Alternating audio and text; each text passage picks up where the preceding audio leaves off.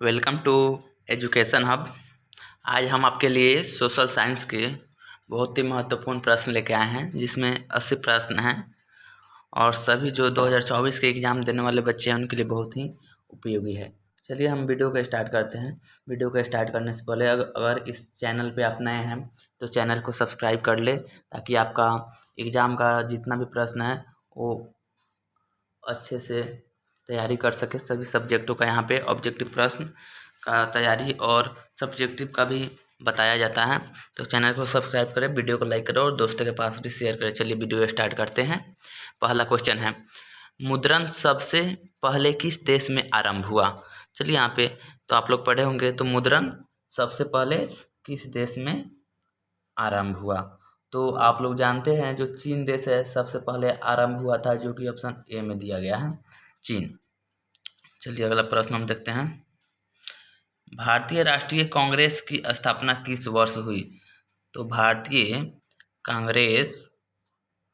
राष्ट्रीय कांग्रेस की स्थापना किस वर्ष हुई? तो भारतीय राष्ट्रीय कांग्रेस की स्थापना 1885 में हुई, जो कि ऑप्शन बी में दिया गया है। आप लोग देख सकते हैं 1885। अगर आपको आंसर मालूम है तो आप कमेंट में डालें कि 2 का आंसर, 3 का आंसर क्या होगा। चलिए अगला प्रश्न देखते हैं हम। भारतीय राष्ट्रीय कांग्रेस की स्थापना किस वर्ष? वहीं प्रश्न को हम लोगों ने दोबारा ही एडिट कर दिया है, तो इसका भी आप लोग जानते हैं कि आंसर क्या होगा, 1885, जो कि ऑप्शन बी में दिया गया है। चलिए अगला प्रश्न हम लोग देखते हैं। रक्त और लौह की नीति का अवलंबन किसने किया था? तो रक्त और जो लौह का जो नीति था उसका जो अवलंबन था उसको किसने किया था? तो आप लोग जानते होंगे विलियम प्रथम, ये जो रक्त और लौह की नीति का अवलंबन किए थे, जो कि ऑप्शन डी में है, विलियम प्रथम। चलिए अगला प्रश्न हम लोग देखते हैं।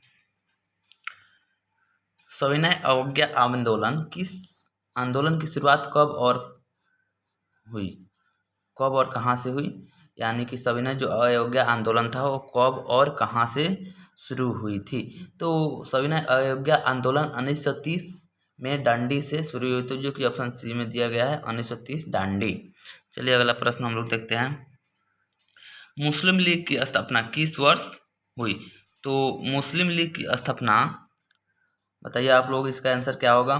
तो मुस्लिम लीग की स्थापना 1906 में हुई, जो कि ऑप्शन बी में दिया गया है, मुस्लिम लीग की स्थापना। चलिए अगला प्रश्न लोग देखते हैं। भारतीय संविधान में किया गया 73वां संविधान संशोधन किससे संबंधित है? तो जो पंचायती राज से था उसका ही 73वां संविधान संशोधन किया गया था, जो कि ऑप्शन सी में दिया गया है, पंचायती राज से। चलिए अगला प्रश्न है। आप अभी ये आंसर मालूम है तो आप कमेंट कीजिए जी इसका आंसर क्या होगा, और सभी वीडियो को देखिए। चलिए, भारत के लिए पहला फैक्ट्री एक्ट किस वर्ष पारित हुआ? तो जो भारत के लिए पहला फैक्ट्री एक्ट था वो 1881 ईस्वी में हुआ, जो कि ऑप्शन सी में है, 1881 सी में दिया गया है। चलिए अगला प्रश्न हम लोग देखते हैं। गिरमिटिया मजदूर बिहार के किस क्षेत्र में भेजे जाते थे? जो गिरमिटिया मजदूर थे वो बिहार के किस क्षेत्र में भेजे जाते थे? तो वो पश्चिमी क्षेत्र में भेजे जाते थे, जो कि ऑप्शन डी में दिया गया है। चलिए अगला प्रश्न हम लोग देखते हैं।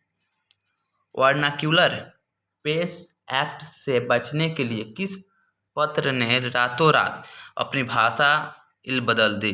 तो वर्नाक्यूलर प्रेस एक्ट से बचने के लिए जो अमृत बाजार पत्रिका थी वो अपने रातों रात भाषा बदल दी थी, जो कि ऑप्शन सी में दिया गया है, अमृत बाजार पत्रिका। चलिए अगला प्रश्न लोग देखते हैं। समय को जाया नहीं जाने देंगे। तो अगला प्रश्न है, पूर्ण स्वराज की मांग का प्रस्ताव कांग्रेस के किस अधिवेशन में पारित हुआ?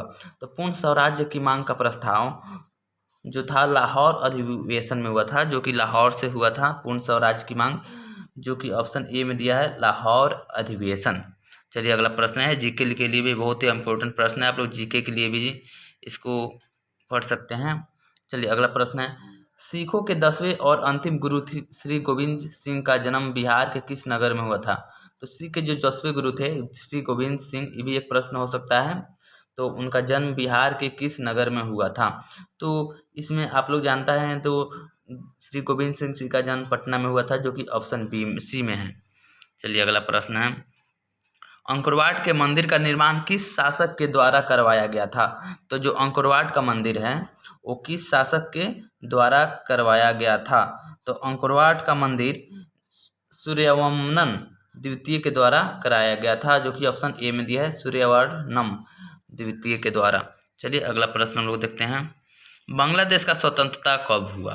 अच्छा क्वेश्चन है। तो बांग्लादेश कब स्वतंत्र हुआ, यानी बांग्लादेश स्वतंत्र कब हुआ? तो बांग्लादेश 1971 में स्वतंत्र हुआ, जो कि ऑप्शन सी में दिया गया है। चलिए 1871 में कौन सी संधि हुई थी?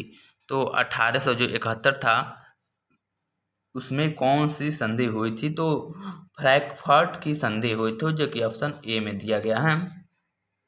अगला प्रश्न है 1830 की क्रांति के बाद किस प्रकार का शासन स्थापित हुआ?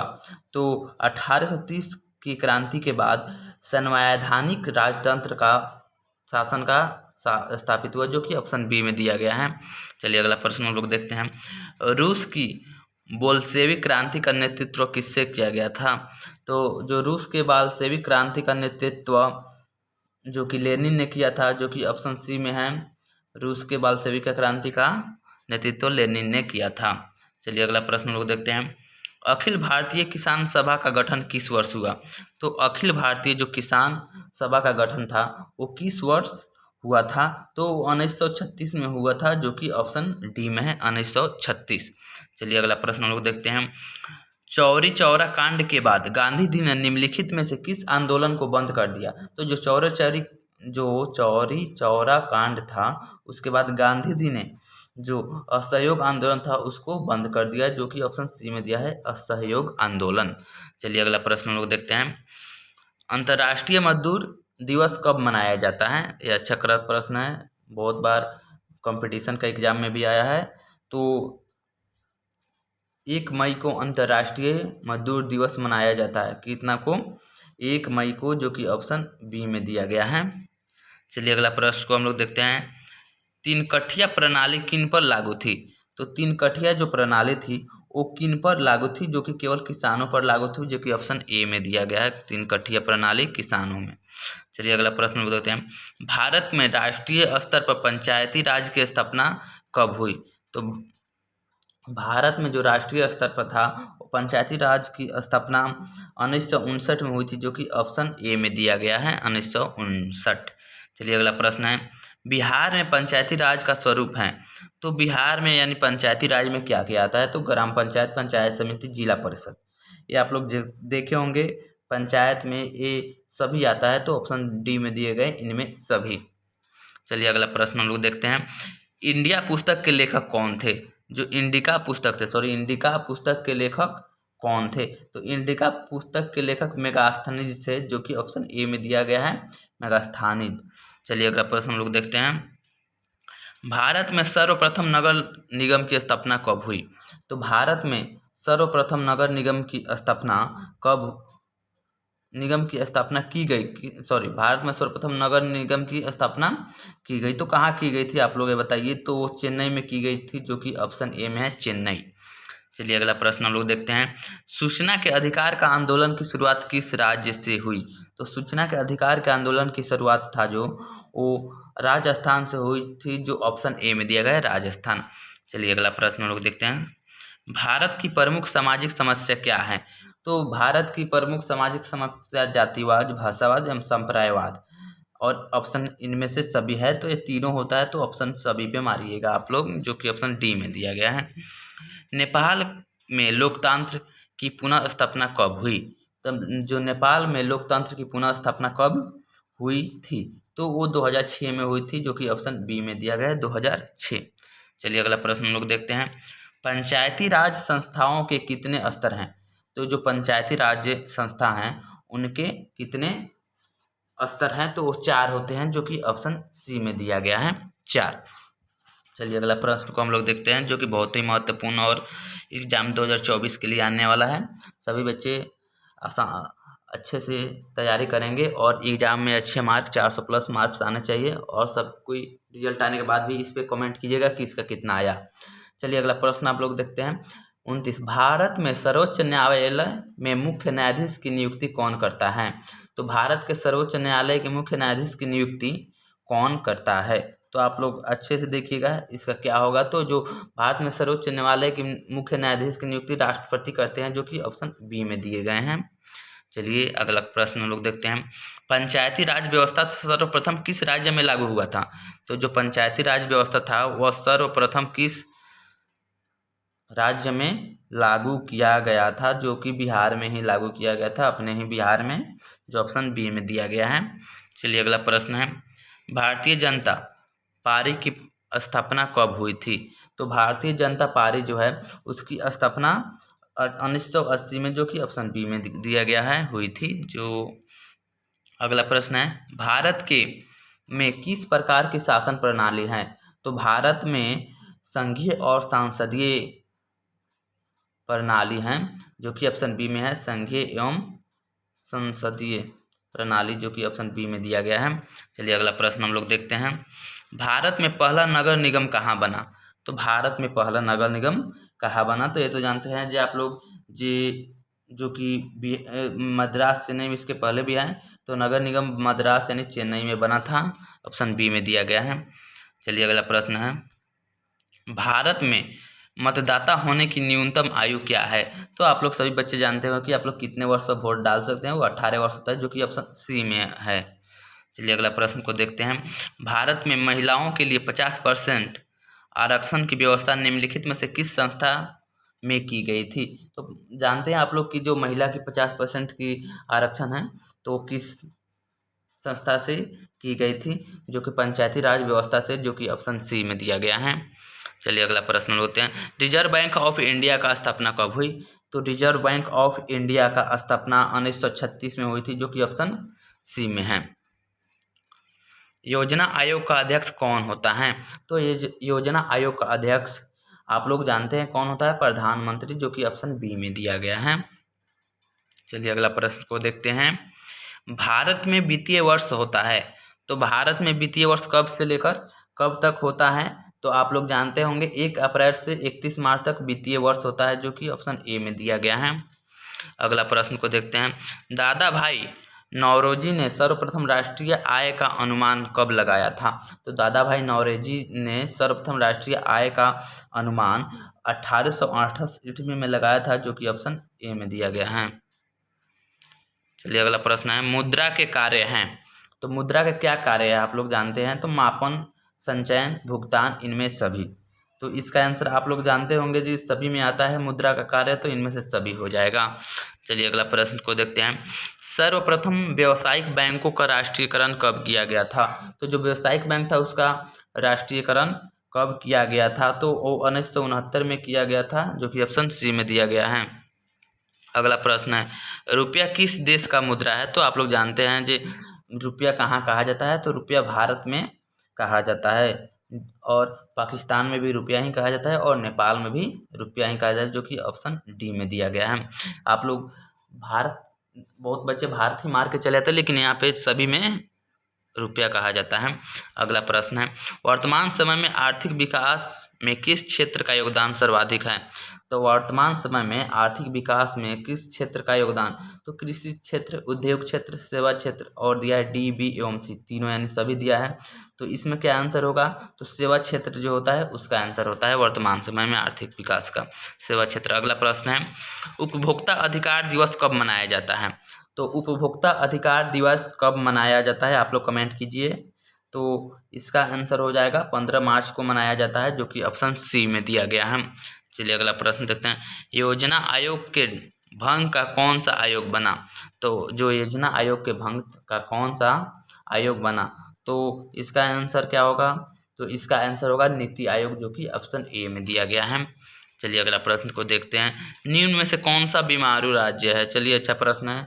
तो निम्न में से जानते हैं आप लोग बिहार को भी बीमारू कहा जाता है, मध्य प्रदेश को, उड़ीसा को, तो इनमें सभी, जो कि ऑप्शन डी में दिया गया है, इनमें सभी। अगला प्रश्न को देखते हैं, समय को बर्बाद नहीं करने पर, और भी प्रश्न हैं बहुत सारे। निम्नलिखित में से कौन छोटे पैमाने का उद्योग है? तो सबसे छोटा पैमाने पर उद्योग कौन कहा जाता है? तो आप लोग जानते होंगे खिलौना जो उद्योग होता है, क्या होता है? खिलौना, तो जो कि ऑप्शन सी में दिया है, खिलौना उद्योग। अगला प्रश्न को देखा जाए, भारत का प्रथम तेल शोधक कारखाना स्थित है। तो भारत में सबसे पहला तेल शोधक कारखाना कहाँ स्थित है? तो आप लोग जानते होंगे डिगबोई में है। कहाँ है? डिगबोई में। अगला प्रश्न को देखा जाए, एक समाजवादी अर्थव्यवस्था में सर्वाधिक बल किस पर दिया जाता है? तो इसका आंसर हो जाएगा लोक कल्याण पर, यानी जो कि ऑप्शन डी में है, लोक कल्याण पर। अगला प्रश्न को देखा जाए, नरेगा कार्यक्रम के नाम के साथ किस व्यक्ति का नाम जोड़ा गया था? तो जो नरेगा कार्य था वो महात्मा गांधी के नाम से जोड़ा गया था, जो कि ऑप्शन डी में है। चलिए अगला प्रश्न देखते हैं, भारत के किस स्थान पर पहला परमाणु ऊर्जा केंद्र स्थापित किया गया था? तो आप लोग जानते होंगे जे भारत जो है उसका पहला वो तारापुर में किया गया था, जो कि ऑप्शन डी में दिया गया है। चलिए अगला प्रश्न को देखते हैं, प्राकृतिक गैस किस खनिज के साथ पाया जाता है? तो जो प्राकृतिक गैस है वो पेट्रोलियम के साथ पाया जाता है, जो कि ऑप्शन बी में है। चलिए अगला प्रश्न हम लोग देखते हैं, रेल वर्कशॉप कहाँ स्थित है? अच्छा प्रश्न है, रेल वर्कशॉप कहाँ स्थित है? जो कि जमालपुर में है, ऑप्शन ए में दिया गया है। ये बहुत बार रेलवे के एग्जाम में भी पूछा गया था। चलिए अगला प्रश्न को हम लोग देखते हैं, वन संरक्षण एवं प्रबंधक की दृष्टि से वनों को वर्गीकृत किया गया था। तो वन संरक्षण एवं उसके प्रबंधन की दृष्टि से वनों कितने वर्गों में वर्गीकृत किया गया था? तो उसको 3 वर्गों में वर्गीकृत किया था, जो कि ऑप्शन बी में है। चलिए अगला प्रश्न है, आप लोग को OMR भरना रहता है, अच्छे से भरिएगा ताकि गलती ना हो। बिहार में नहरों द्वारा सर्वाधिक सिंचाई किस जिले में होती है? तो जो बिहार में नहरों के द्वारा सबसे ज़्यादा सिंचाई रोहतास जिले में होती है, जहाँ पे चावल की खेती ज़्यादा होती है। चलिए ऑप्शन ए था। अगला प्रश्न देखते हैं, मुंबई हाई क्यों प्रसिद्ध है? मुंबई जो है वो क्यों प्रसिद्ध है हाई? वो तो इसका आंसर क्या हो जाएगा? तो ये खनिज, जहाँ वहाँ से खनिज बहुत तेल जो होता है बहुत ज़्यादा है, जो कि ऑप्शन सी में है, खनिज तेल हेतु। अगला प्रश्न देखते हैं हम लोग, क्या है, मैंगोर का सबसे अधिक विस्तार है? तो मैंगोर का सबसे अधिक विस्तार कहाँ है? तो सुंदरवन में है, जो कि ऑप्शन बी में दिया गया है। तो आप लोग अगर नए हैं तो इस चैनल को सब्सक्राइब करें और अपने दोस्तों के पास भी शेयर करें और वीडियो को लाइक करें और पूरा वीडियो देखें, ताकि अच्छे से एग्जाम 2024 के लिए आप लोग तैयारी कर सकें।